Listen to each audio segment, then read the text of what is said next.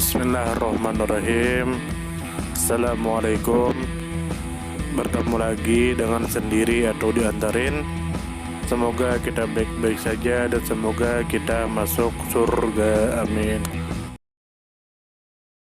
Hartawan Tjandra Malik, yang juga dikenal sebagai Tjandra Malik atau Gus Tjandra Malik, adalah seorang tokoh Nahdlatul Ulama yang dikenal luas sebagai budayawan, sastrawan, jurnalis, seniman, serta pemimpin organisasi bela diri.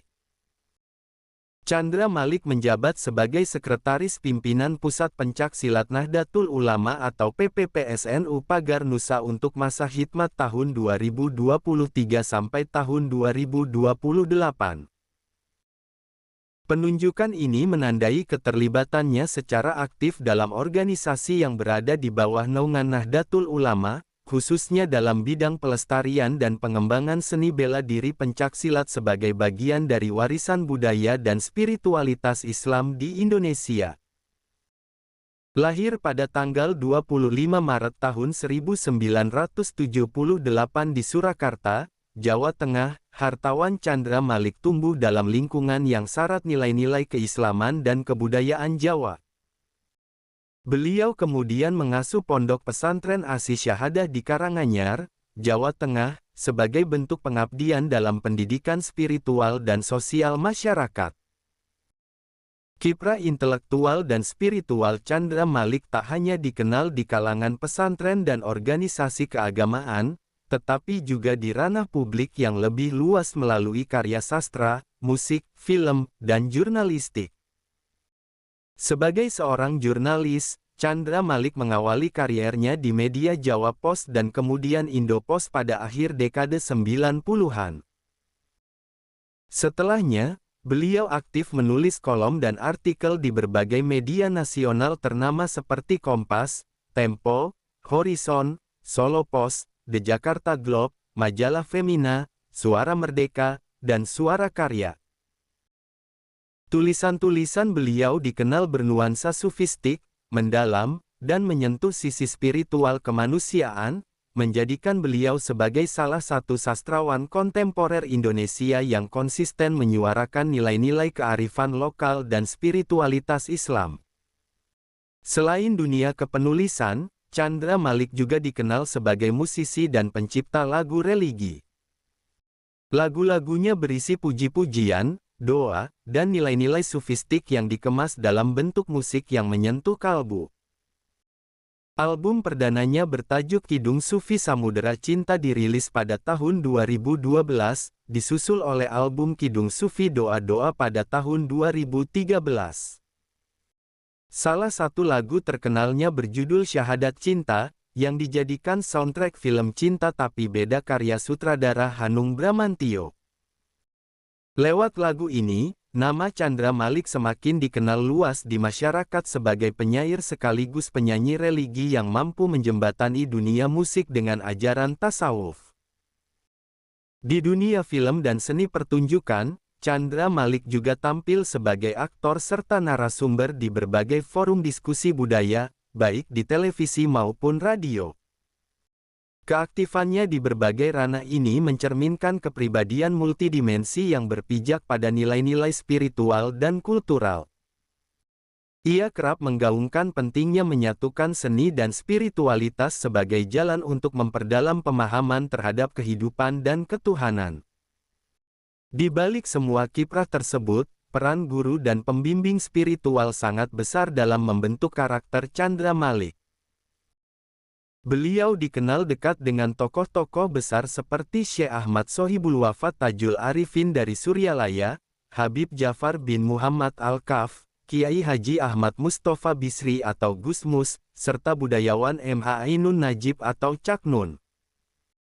Interaksi dan bimbingan dari para tokoh ini memperkaya wawasan serta memperdalam nilai-nilai sufistik yang menjadi fondasi utama dalam seluruh aktivitas dan karya beliau. Pemilihan Tjandra Malik sebagai Sekretaris Pimpinan Pusat Pagar Nusa merupakan bentuk pengakuan atas integritas dan dedikasinya terhadap gerakan Nahdlatul Ulama, khususnya dalam membina kader-kader muda pencaksilat. Dalam struktur organisasi ini, Chandra Malik diharapkan mampu menjembatani antara kekuatan spiritual, intelektual, dan kebudayaan yang telah beliau bangun selama puluhan tahun dengan agenda-agenda strategis Nahdlatul Ulama dalam membumikan Islam yang ramah, santun, dan penuh cinta. Dengan latar belakang yang kuat di bidang sastra, musik, jurnalisme, dan kepemimpinan spiritual, hartawan Chandra Malik menjadi salah satu figur penting dalam percaturan budaya dan keislaman Indonesia masa kini. Beliau merupakan representasi dari generasi baru Nahdlatul Ulama yang tidak hanya mengakar dalam tradisi keulamaan, tetapi juga mampu bergerak luas di tengah dinamika zaman. Sosoknya memperlihatkan bahwa seni, dakwah, dan organisasi bisa bersatu dalam satu napas perjuangan untuk membangun peradaban Islam yang manusiawi dan membumi. Hartawan Chandra Malik adalah pribadi multidimensi yang mengintegrasikan jalan spiritual, budaya, dan organisasi ke dalam satu harmoni pengabdian. Dengan latar belakang pesantren dan pembelajaran sufistik yang mendalam, Chandra Malik membangun fondasi kehidupannya di atas nilai-nilai ketuhanan dan cinta sebagai poros segala tindakan. Beliau bukan hanya dikenal karena kiprahnya dalam struktur organisasi Nahdlatul Ulama, khususnya sebagai Sekretaris Pimpinan Pusat Pencak Silat Nahdlatul Ulama atau PPPSNU Pagar Nusa untuk masa khidmat 2023 hingga 2028, melainkan juga karena kemampuannya merajut hubungan antara tasawuf, kesenian, jurnalisme, dan perjuangan kultural di tengah arus modernitas yang kompleks. Dari sudut pandang keorganisasian, posisi strategis sebagai Sekretaris Pusat Pagar Nusa memberikan peran yang tidak sekadar administratif, melainkan juga ideologis dan kultural. Pagar Nusa bukan hanya sebuah organisasi pencak silat, melainkan juga wadah pembinaan kader-kader muda Nahdlatul Ulama yang berakar pada spiritualitas, nasionalisme, dan pembelaan terhadap nilai-nilai kemanusiaan. Dalam peran ini, Chandra Malik menjembatani dunia seni dan tradisi dengan struktur organisasi keagamaan, menjadikan pendekatan kebudayaan sebagai sarana dakwah dan penguatan karakter generasi muda. Dalam perspektif literasi dan kebudayaan, Chandra Malik adalah sastrawan yang produktif dan orisinal. Karya-karyanya tidak berhenti pada puisi atau esai, tetapi juga menyentuh wilayah kontemplatif melalui simbol-simbol sufistik yang mengajak pembaca untuk merenung secara spiritual. Kolom-kolom dan tulisan-tulisannya tidak hanya memuat gagasan religius, tetapi juga kritik sosial dan refleksi budaya yang bersumber dari pengalaman personal dan pembacaan mendalam terhadap kondisi masyarakat. Kehadirannya di media massa tidak sekadar sebagai penulis tamu, tetapi sebagai penggagas wacana yang menawarkan kedalaman spiritual dalam ruang publik yang seringkali dipenuhi kegaduhan wacana permukaan. Dari sisi musik, Chandra Malik menggunakan lagu sebagai medium dakwah dan spiritualitas. Lagu-lagu seperti Syahadat Cinta dan karya-karya dalam album Kidung Sufi membentuk jembatan antara tradisi lisan sufistik dengan selera musik kontemporer masyarakat urban. Kehadirannya dalam dunia musik religi memberikan warna baru yang mengangkat nilai-nilai cinta ilahi, kerinduan kepada Rasulullah, dan penghambaan kepada Tuhan dengan bahasa yang puitis dan musikal. Musik yang beliau ciptakan bukan semata hiburan, tetapi pengalaman ruhani yang mengajak pendengarnya kembali kepada fitrah ketuhanan. Dalam bidang perfilman dan media visual, keterlibatan Chandra Malik sebagai aktor dan narasumber memperlihatkan bagaimana beliau mampu mengartikulasikan pesan-pesan spiritual dalam medium sinema dan diskusi publik. Tidak sedikit karya sinema yang beliau dukung atau terlibat di dalamnya membawa pesan toleransi, kemanusiaan, dan pencarian makna hidup. Hal ini memperluas pengaruhnya di kalangan generasi muda yang lebih akrab dengan budaya populer namun tetap haus akan nilai-nilai luhur. Ditinjau dari sudut pendidikan dan kaderisasi, Peran beliau sebagai pengasuh pondok pesantren Asy Syahadah di Karanganyar menunjukkan dedikasi terhadap pembentukan karakter dan pengembangan spiritual anak-anak muda. Pesantren ini tidak hanya menjadi pusat pendidikan agama, tetapi juga laboratorium budaya dan spiritualitas yang menggabungkan tradisi pesantren dengan pendekatan sufistik yang lembut dan reflektif. Dalam konteks ini, Chandra Malik memainkan peran sebagai mursyid atau pembimbing ruhani yang tidak hanya mengajarkan fikih dan akhlak, tetapi juga membimbing para santri dalam membangun hubungan personal dengan Tuhan melalui wirid, syair, dan praktik spiritual lainnya. Dalam konteks sosial dan dakwah, pendekatan Chandra Malik sangat menekankan pada nilai-nilai kasih sayang, kedamaian, dan penghormatan terhadap perbedaan. Dakwah yang beliau jalankan tidak berbasis retorika kekuasaan atau polemik, melainkan dakwah kebudayaan yang menyentuh hati dan mengajak pada kesadaran. Model dakwah ini menjadi sangat relevan di tengah masyarakat yang plural, penuh perbedaan, dan seringkali diwarnai oleh konflik identitas. Melalui karya, laku hidup, dan percakapan publik, beliau menjadi representasi wajah Islam yang penuh cinta, ramah, dan membangun.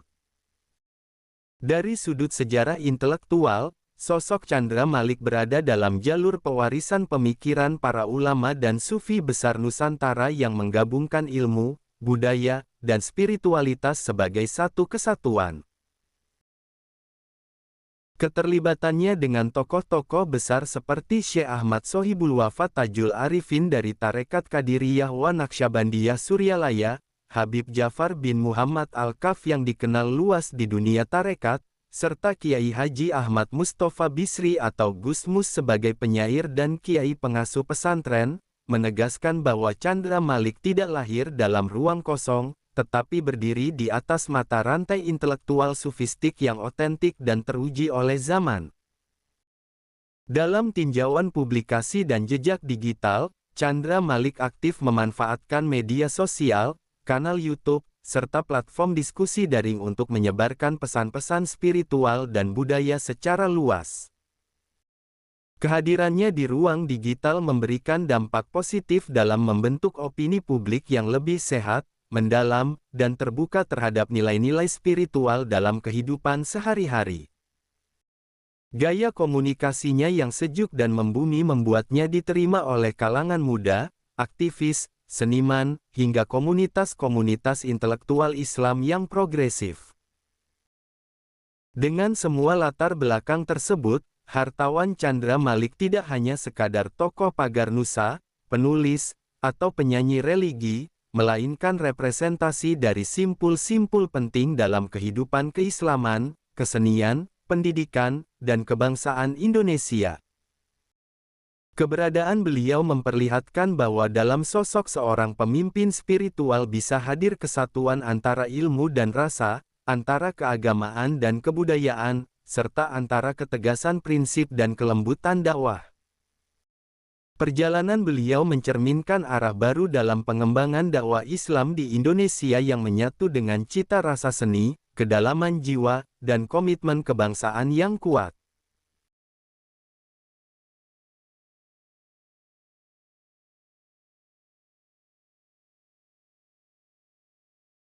Terima kasih banyak. Mohon maaf jika ada salah.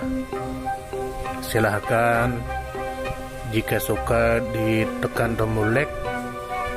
Silahkan share. Dan jika ingin memberikan saran dan komentar, silahkan komen.